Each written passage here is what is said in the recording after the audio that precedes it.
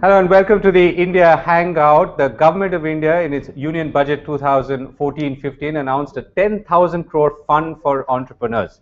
The question we are asking today is, should the government be actually putting together money or raising money to fund entrepreneurs, or should it be creating a larger enabling environment? And if so, what should that environment be? Joining me are two young entrepreneurs who've obviously got a lot of credits already in terms of new ventures that they've set up and issues that they've faced as entrepreneurs themselves. Mahesh, Murty of Seedfund and Pinstorm, also Sanjay, Swamy of ZipDial and EasyTap now, and earlier with MCheck.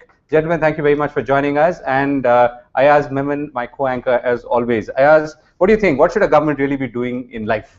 Well, certainly it should be creating an environment which is conducive for young entrepreneurs or entrepreneurship. Right. And I think if they are even pumping in 10,000 crore, yeah, rather than just be seeing it skeptically and saying, okay, this is a very good kind of a gimmick for a new government which aims to be there around for a long while. But 10,000 crore is 10,000 crore. And if they are pumping in that kind of money, right. And look, one works with the other. Yeah. One can't work at the cost of the other. You may pump in 10,000 crore, that will vanish in or double you announce time. That you will.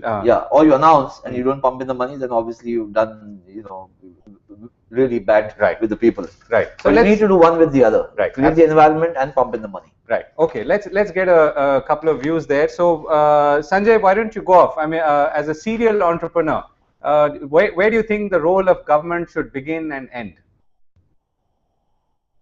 I think the government has a lot of roles to play. So, 10,000 crores is a good place to start. Certainly, it's better than zero, but it's significantly better than zero. But I think there are 4 or 5 areas where the government needs to play a role, and actually funding towards startups is probably the least important at this stage. I think the general tax structures that are there, there has not been any sort of benefit for startups, in terms of attracting, better tax regimen, for attracting overseas investors. A lot of, investors, tend to move their startups overseas just because it's a lot easier to manage them from a tax regimen perspective. As well as, I think more importantly, if the government could open up a lot of government programs so that they actually procure goods and services from startups in India, that I think would lead to significant opportunity. These are the areas where I think in the near term they should focus. I don't know what the 10,000 crores is set aside for us yet. I think that's just a budget item. It could be set towards funding internships, for example, with startups, things like that, rather than purely being a venture capital fund. So I think till we see the details about what it's being used for, we'll be able to really pass judgment on that. Right. Okay. The figure of 10,000 crores says we are serious about software technology-based startups. This is our way of showing that we are serious. Okay, great. So Mahesh, thanks for joining in. So the question we were asking is that the government has announced this 10,000 crore fund for startups. Is this what startups or the young sort of entrepreneur ecosystem really needs, or is it something else which is more enabling and more sort of consistent and long term? So to me, this is either or. First of all, I mean, there's a little bit of confusion because I've spoken with a couple of people in government about whether it's a 10,000 crore fund for startup or whether it's a 10,000 crore fund for startup funds. Okay. In this sense, the government going to be a VC or is it going to be an LP into VCs? The issue is if the government is going to be a VC, I think it's catastrophic. I can't imagine babus from the finance ministry sitting and talking about exit options and scaling options and so on and so forth.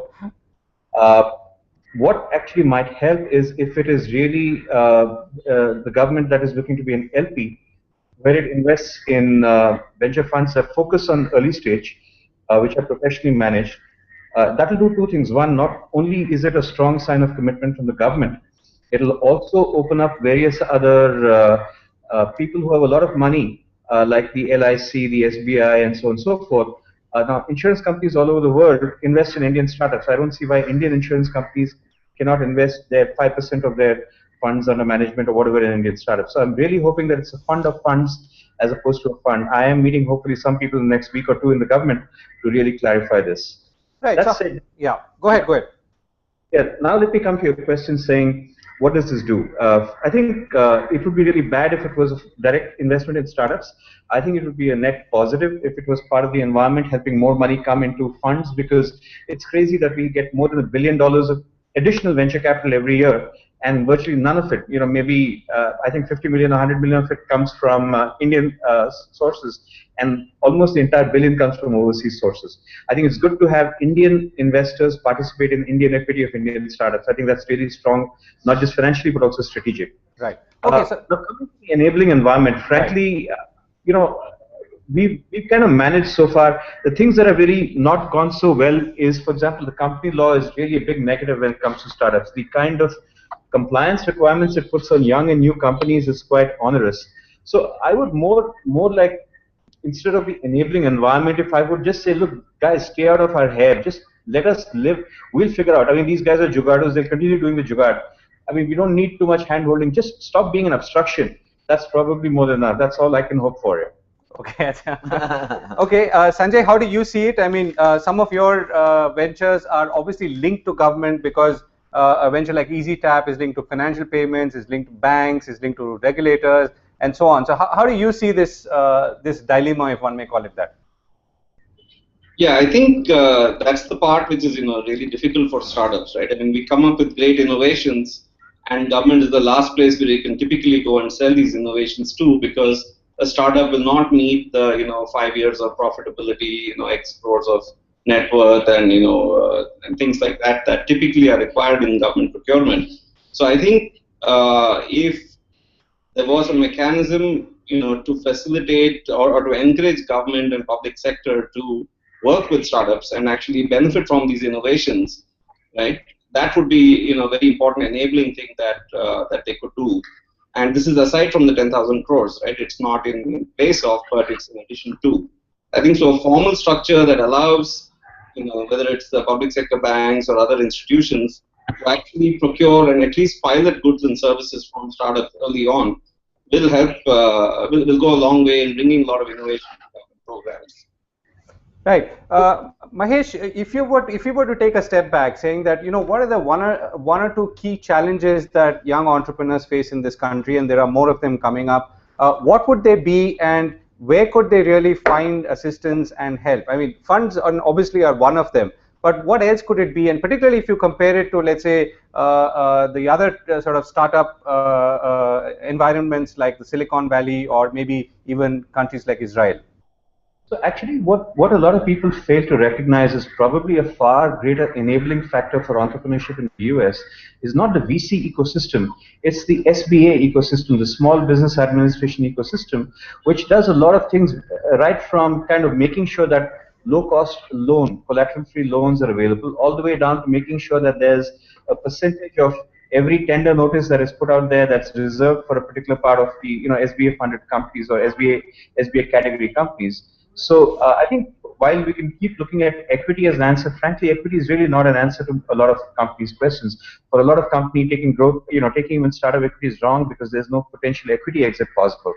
For a lot of companies, and I would imagine a vast majority of companies, debt is really what is required. And at this early stage, banks don't know how to give debt for sectors which are collateral free. So in the technology sector or in the in the e-space, if I'm setting up a factory, I can get all the debt I want against plant and machinery, but I really can't get debt when I say, look, all I've got to do is pay the salaries of 20 people who are going to be sitting and writing code or building an app for Android. You can't get debt for that. So there was a program in place, the CGT SME, which was being run through SIDBI. If the government maybe took that out, and there is some suspicion in some quarters that this 10,000 crores is basically CGT times 4 administered SIDBI, that alone would help a lot. I mean, more than equity, we probably need collateral-free debt in the ecosystem, and we need maybe like Sanjay said, some ability or some recognition somewhere that the small business sector or the MSME sector should get some part of this, of the government contracts that are out there. But that said, I can tell you something. We as an industry have been terrible at lobbying the government. The IVC has done sweet F all. No government body, none of our associations have done anything to sit and be able to talk to government. Government doesn't know who to talk to. So I think what we're trying to do is just make sure that we can go and present our case in front of them so that they understand where we're coming from. I think it's as much our fault as anybody else's. Right. So the body, the aggregation of venture funds, entrepreneurs were successful. Obviously, need to speak in one voice, at least when it comes to government. Sanjay, you've worked in the valley and started up there as well as in Bangalore, our own valley. What are the one or two stark differences, or maybe even common points that you think are important to note? Yeah, before I go there, Mahesh brought up an important point about the industry itself going to government. Actually, my belief is even this 10,000 crore thing has happened because there have been a couple of groups that in recent months have been able to speak to the new government in its early days, both from the NASSCOM 10,000 Startups Initiative as well as Product Nation. But I think that needs to be sort of streamlined, and it needs to be a good, two-way conversation that happens in a structured manner for it to really, bear fruit over a sustained period of time.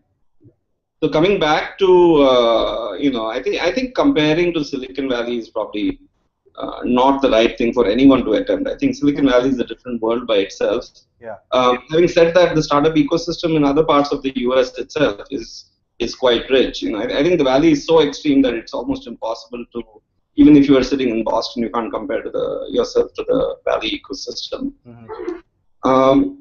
I think the two parts that are kind of quite different is of course the appetite for risk capital. I think Mahesh with Seed Capital and or with Seedfund and ourselves at Angel Prime, which are also focused in that stage. There are not that many that work very closely and are willing to write a substantial check to early stage startups.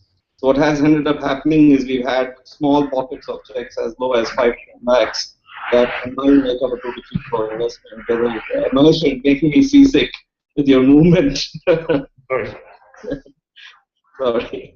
So I think the access to typically the 2 to 3 crore type of check size is where there has been a gap in India, which in the valley would probably be the equivalent of $1 million or $1.5 million seed round.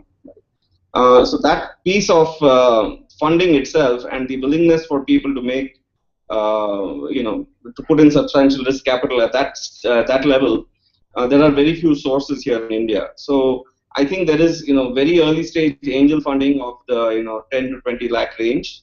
There is at a Series A type of capital of the 2 to 4 million range available dollars, that is. But the sort of staying rupees, the 2 to 3 crore range is actually where there is a gap in India, and literally I think you're talking probably to the two entities that fulfill that gap. Right. Okay. So we've got Kanu Doshi of Dean of Finance at the Welingkar Institute to get you a slightly different perspective joining us. But we're going to go to him in a moment. Before that, Ayaz. Yeah, I just need to let's go back to what the government wants to do or has been intending to do, and what's the kind of messaging it wants to send out. I'm a little concerned about what Mahesh said at the start, and let me address this question to him. He says that the government may put up a 10,000 crore corpus, but if they're going to run your enterprises, if there's what he's saying is he hopes that this could be a fund of funds. So they right. What I'm saying is there a concern, because this is a government which says less government, more governance. But more governance, is this going to be a nightmarish thing for the IT or the software industry? Because you might find these babus meddling into everything. Right. Okay. There's a possibility. Mahesh, do you want to come back on that? So I like I said, it's just that. Frankly, I've been investing in India for 15 years without any particular government support, and we've done not too badly, right? So I'm sitting here saying we've managed to do it in spite of there being no government support. I just hope that when it does come, as it seems to be coming right now, it's the right sort of support. And by support, I don't mean that their hands are down your throat. So hence, thanks for the question. I was really hoping it's not a venture capital fund as much as it's a fund of funds which invests in venture capital funds such as maybe the one that Sanjay is running or the one we are running, or indeed any of a few dozen other funds of the sizes we are, and leaves it to professional managers to do the work that they do, fund managers to do the work that they do. When 10,000 crores is a lot of money in this entire early stage sector, I doubt that there's even 5,000 crores being deployed right now. So saying that they'll deploy 10,000 crores over an indefinite time horizon is really going to be huge. I think we don't, again, there are very few people such as maybe Sanjay and us who are people who've been entrepreneurs before, who know how to actually help guide and start companies. And I'm hoping this doesn't become yet another Babudam where some, Minister of State of Small Business, something, some institute somewhere in Rourkela suddenly becomes the gatekeeper to 10,000 crores in funds or whatever, right? Okay. Kanu Doshi joins us. Mr. Doshi, good afternoon to you. What's your sense? I mean, when you look at the budget, you look at all the announcements, and you look at this 10,000 crore fund. What's the spirit that you see in this, which could actually convert into something useful on ground? Yes. I, for one, would certainly welcome this whole proposal. While that the amount of 10,000 crore may not look too big, but it's a symbolic recognition that here is a sector which needs to be assisted. And knowing, as we know, the new government thinking, I'm sure it would enjoy tremendous freedom while disbursing and selecting the units to be supported. So in short, I heartily welcome this, and I'm sure apart from the money, even other inputs would be made available by this agency will be appointed. Can you give us an instance, Mr. Doshi, where do you think those inputs could come in? I'm really talking about, I mean, even if it's a fund of funds situation, how could those flow and where could they help? It could be fund of fund, or it could just be a unit which will go on funding. It could be, say, a small bank. Something like Seedfund, for example. Right. Okay. I mean, if you were to place this in the context of some of the newer proposals that have come into this in the budget, do you see the government, I mean, of course, the government has been talking about it, or the BJP has been talking about this even before even before the elections happened. But are you getting a sense that the overall ecosystem for entrepreneurs and entrepreneurship is now set for radical change? Yes, certainly. Radical change for the better and very positively. Right. So, Sanjay, let me come back to you. I mean, not that you want to think about government on a daily basis, and particularly in this world that you are, or Mahesh is, but are you getting a sense now that, if the government is really concerned about small businesses, I mean, they could be in technology, but they could also be in other spheres, things could really change for the better? Yeah, well, it depends on whose perspective you're taking, but I think the fact is India probably will need to move from where we have 10 IT companies that are several $1 billion, right? And the moving to that, IT and software are not necessarily the same, right? Software product companies are a different category. You're going to have probably a few thousand companies with 10 to 20 employees, as opposed to 10 to 20 companies with several thousand employees, right? And creating an environment that's going to make those succeed means that you have to revamp all aspects, right? It's not just financing them, but it's also procuring from them, and it's getting to understand that there is value in intellectual property which is disproportionate. You can't have people saying, "Oh, I can hire 10 people and write the software myself. What's the big deal?" Right? So this mindset of actually procuring software, whether it's from government or whether it's the large corporates in India, and creating probably some benefits for them so that they actually are encouraged to procure locally. I think all of these have to come together in a program, and I think if that happens, it can be a very attractive initiative. But the fact is, I don't think the 10,000 crores from the government alone is going to finance this. I think they're going to have to work alongside the venture capital community, which has the experience in doing this. So either, as Mahesh said, it could be a fund of funds, and they are investing as LPs in seed capital or later stage venture funds, or they invest alongside someone who's a professional in this business. The fear I have is that they write a few big checks and then some of them go to zero, because that's the nature of the venture capital industry, and then people start questioning the initiative and then they pull back from it. So I think alongside professionals is going to be very important for this to be meaningful and to actually have some good, strong companies come out of it. Right. So be mentally prepared for some of the risks that could come with the kind of investments that will happen in this sector. Important point, Sanjay. We're also going to come to, some of the real challenges ahead, and maybe some of the steps that the government could take to ensure that this happens along with, in keeping with the theme that it seems to have outlined. A question that's come in, Mahesh, I'm not sure I'm understanding this completely, but let me read it out to you. It says, this is regarding enabling environment for startups. What can we do to push relaxing of Reserve Bank policy of not being able to accept recurring payments? This is something, in brackets, this is something only government can do. Sure. I mean, that's actually an interesting point. I mean, a good example of this is, let's say I subscribe to Google Play Music. It charges me $10 a month and gives me 20 million songs that I can hear. And every month it pings and charges me $10 a month. And there are various subscription services that can do that. Except what the RBI does is it does not allow automatic recurring payments to happen without manual intervention. So for instance, I can't buy or sell a subscription service in India for this very reason. So yeah, it's not going to change the world, but certainly some part of the world would be improved if I'm allowed to say, okay, you know what, charge me 500 rupees a month every month. I'm pre-authorizing it. Guess what? You can't do that in India. And it's a part of a lot of EMIs, based schemes anywhere else in the world. But let me come to your earlier point, Govind, about this enabling environment. I mean, I don't want to use those big words, but frankly, if you want to talk about what's going to help startups succeed, one, sure, you can put all the funding you want at the early stage, but finally, in the end, you've got to figure out how these startups can go and exit. Now, you have extremely stringent norms on the BSE and NSE, 3 years of profit, 50 crores plus of profit. These guys aren't going to make it, right? So either you have to allow SEBI to relax norms.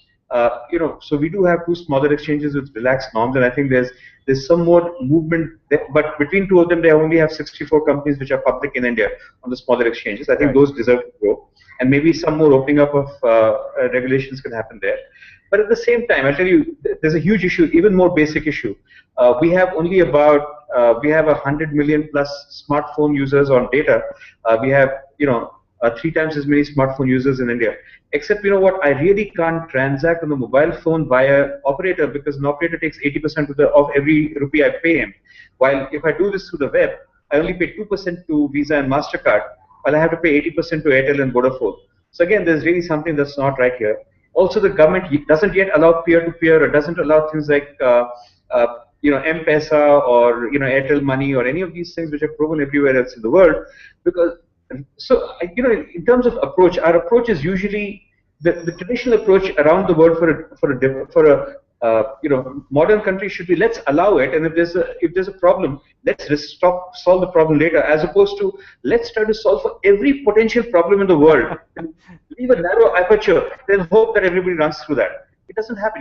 The number of credit cards is declining year after year. That's not a bad sign. We're down from 20 million to 17 million already. Any of these mobile-based payment systems hasn't taken off. How the hell are we going to make this entire economy develop? If you have somebody out there in the banks who's sitting and saying, before you can say opportunity, they say problems. It has to be the other way around. Right. Right. Fair point, Mahesh. Ayaz, you see a cricketing analogy to this? No, this is like, sometimes you get bowled a dusra and you don't know what the hell is happening. But I think, the point that Mahesh has made, which is to me intriguing, and I'm just viewing it from, tech, I'm not tech savvy. Yeah, that's. But if you are allowed to transact, through the mobile phone, and you cannot do it n number of times in a year without every time having a manual intervention, I think it's like shooting yourself in the foot. I mean, it's self-defeating. Right. So what's the big deal then? Right. Okay. We're going to come to the last sort of set of questions. Really, one is, and Sanjay, let me begin with you. What are the real challenges that the government needs to fix, even as it sort of gets this whole fund of funds or fund to going and addressing the financing side in order of priority in short time? And secondly, what could be, in link to that is what could be the first steps? Okay. I think in general, in the industry, we have figured out ways to work around the system, right? And I think it's disappointing that we really have taken all of that and said, all that is a tax, but we're going to live with it.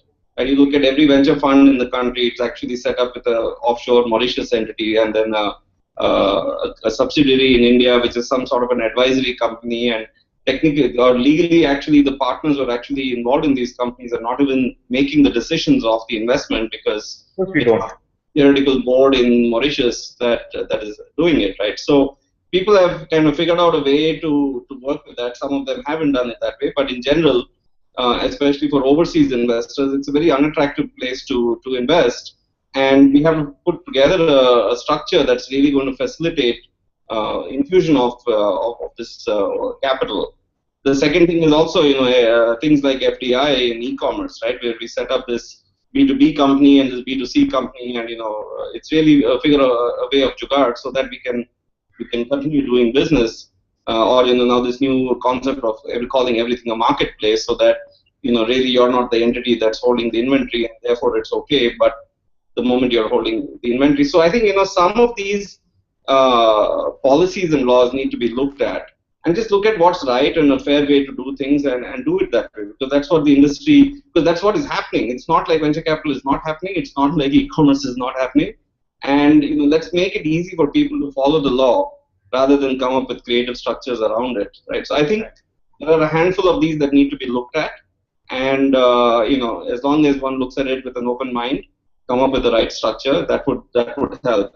The second thing I would also talk about is from an income tax department perspective, right? We're all we've stopped getting paper receipts whenever you go and do a prepaid recharge, but we all file our taxes electronically. But oh, by the way, when they come back and ask you for proof, documentary proof has to be paper receipts. It cannot even be a digitally signed electronic thing, right? So these are small things like this which will actually go a long way in driving startup innovation.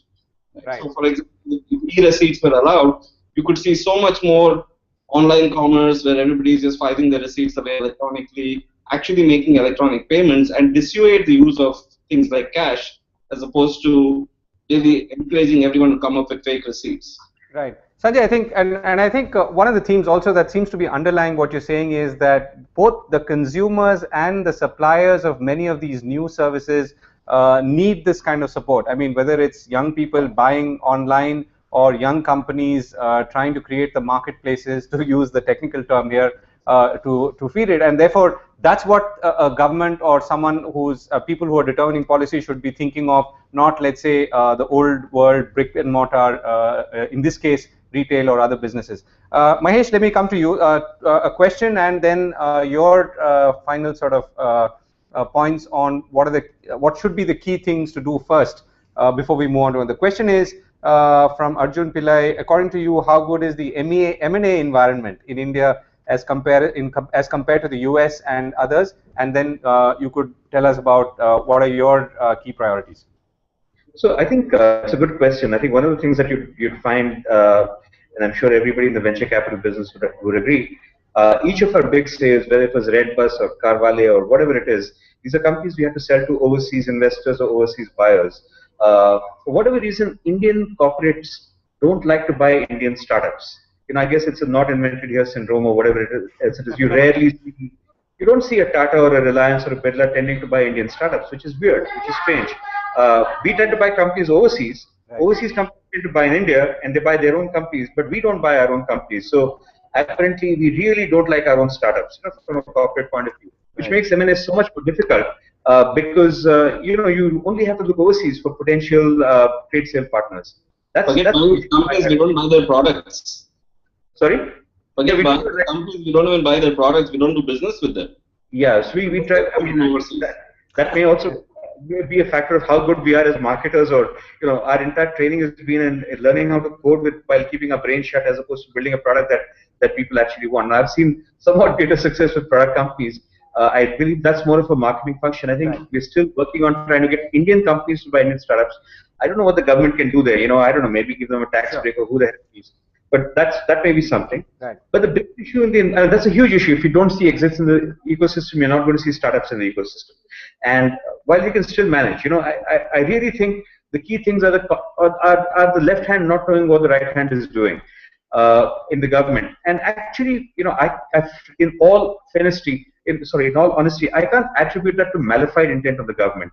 The fact that an Adani gets what it wants and Ambani gets what it wants and so on and so forth is because these guys have made representations and they're out there sitting in North Block and South Block. Tell me, how many people from the venture business, from the IVCA, or from any of our committees, or any of our groups or associations go and sit there in front of them? I don't think we've done a pretty good job. I think it is our fault. We need to go out there and be more representative. I think the venture industry has largely been in Bombay and Bangalore. It has ignored Delhi. I really do think that during the next 5 years, we need to keep a focus on Delhi to make sure that we get the environment that we want. It's not just about Bangalore and Bombay. Right. Thank you very much, Mahesh, for that, and thank you, Sanjay. I think you've given us some excellent points, not just for today, to respond to the question we asked about whether the government should create a more enabling environment, but also raise several very interesting questions about the future of startups in India and how can that environment can be really nourished. And we shall, of course, revisit them in coming days. Ayaz, we've also got a match going on. We've got a match going on. Hopefully, India will win. No, but I really feel that as if it is symbolic, as Mr. Kanu Doshi said, it's a great symbolic gesture, but ultimately you have to create a great environment. And if you want to kind of move a notch or a couple of notches higher and make e-commerce a very sustainable and a dynamic kind of a platform, then obviously what Sanjay and what Mahesh have been saying need to be implemented ASAP. Right. On that note, thank you very much, all of you, and Mr. Doshi for joining us today, and we'll be back on India Hangout.